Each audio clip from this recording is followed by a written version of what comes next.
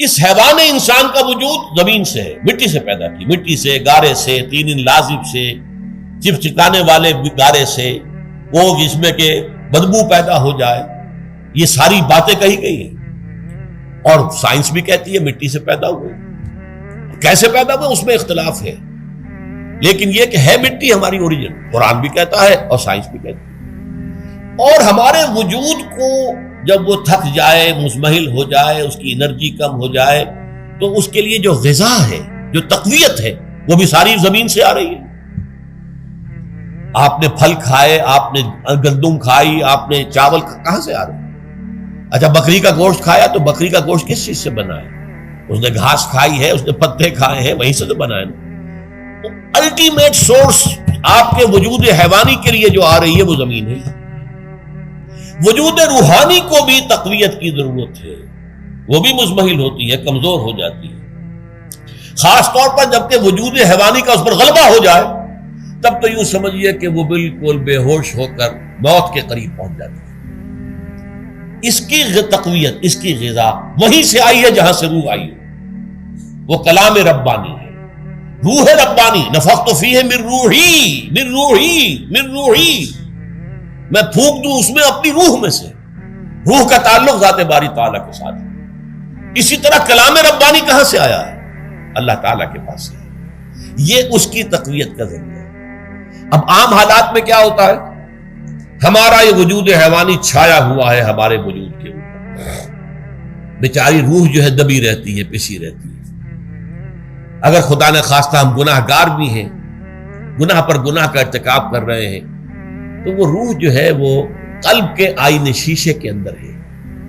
فیہا مصباح المصباح فی زجاجہ الزجاجہ تو کانہا کوکب دری، قلب جو ہے ایک شیشے کے مانند ہے جس کے اندر روح کا چراغ جل رہا ہے۔ اب اگر یہ اوپر جو شیشہ ہے اس پر دھواں آ گیا، لالٹین کی چمنی پر دھواں آ گیا، تو اب روشنی باہر تو نہیں آئے گی۔ اگر انسان گناہ کرتا ہے تو قلب پر رین، زنگ آ جاتا ہے، یا حضور نے فرمایا ایک داغ لگ جاتا ہے، اور گناہ کرتا ہے اور داغ لگتا ہے، اور گناہ کرتا ہے اور داغ، یہاں تک کہ بالآخر پورا قلب سیاہ ہو جاتا ہے۔ اب وہ روح اندر بند ہو گئی، وہ دفن ہو گئی۔ اس کے لیے اب ضروری ہے کہ اب ایک پروگرام ایسا دیا جائے جو ریورس ہو جائے۔ دن میں روزہ رکھواؤ تاکہ وہ جو اینیمل انسٹنکٹس ہے وہ دبے، تو جب یہ وزن جو ہے اس کے اوپر کم ہوگا تو کچھ سائی آف ریلیف اسے ملے گا۔ جیسے بے ہوش آدمی پڑا ہے، اسے کوئی ہلکا سا ہوش آ رہا ہے، آپ نے پانی کے کچھ چھینٹے لیے، اس کے بعد آپ نے رات کو کھڑے ہو کر قرآن کے انوار کو اتارا، بارش برس رہی ہے روح انسانی کے اوپر، قلب روحانی، قلب انسانی کے اوپر، جس میں کہ وہ روح جو ہے وہ دفن، وہ زندہ ہوگی اثر نو، ہوش میں آئے گی۔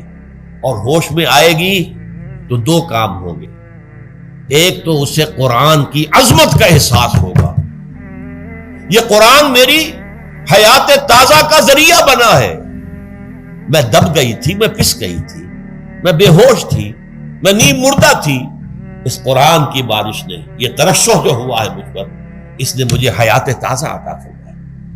یہ جو قدر کا احساس ہوگا قرآن کا، لعلکم تشکرون، تاکہ تم قرآن کی عظمت سے واقف ہو۔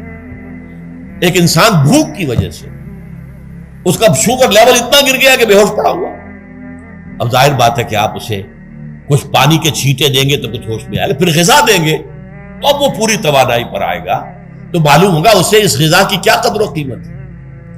اگر آپ کو بھوک ہی نہیں لگتی تو غذا بے معنی شے ہے، پیاس ہی نہ لگے تو آپ کو کیا معلوم کہ اس پانی کے اندر کتنی بڑی عظمت ہے، یہ میرے لیے کتنا بڑا انعام و احسان ہے اللہ کا۔ وہ تو پیاس پر، جان پر بنی ہوئی ہو، اور پیاس اس وقت آپ کو ایک گھونٹ پانی کوئی دے دے تو آپ کو معلوم ہوگا دنیا و مافیا سے بڑھ کر ہے یہ ایک گھونٹ پانی جو مجھے ملا۔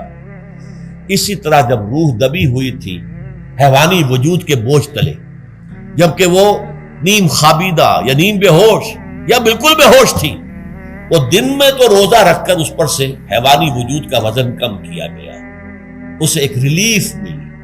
رات کو قرآن مجید کے انوار و برکات اس میں جذب کیے گئے تو اس کو پوری توانائی حاصل ہوئی۔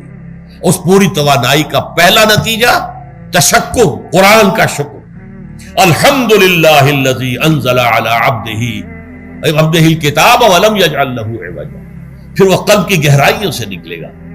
سارا شکر اس اللہ کے لیے جس نے اپنے بندے پر صلی اللہ علیہ وسلم کتاب نازل کی اور اس میں کوئی کجی نہیں رکھی، کسی طرح کی ایش پیچ نہیں۔ یا تبارک الذی نزل الفرقان علی عبدہ لیکون للعالمین نصیرا، بڑی بابرکت ہے وہ ذات جس نے اپنے بندے پر فرقان نازل فرمایا تاکہ وہ تمام جہان والوں کے لیے نذیر اور خبردار کرنے والا بن جائے۔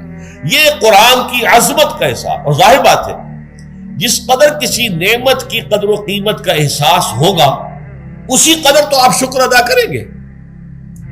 اگر آپ نے کسی بچے کے ہاتھ پر ہیرا رکھ دیا، اسے کیا پتا یہ ہیرا کس بلا کا نام ہوتا ہے، وہ سمجھے گا کانچ کا ٹکڑا ہے۔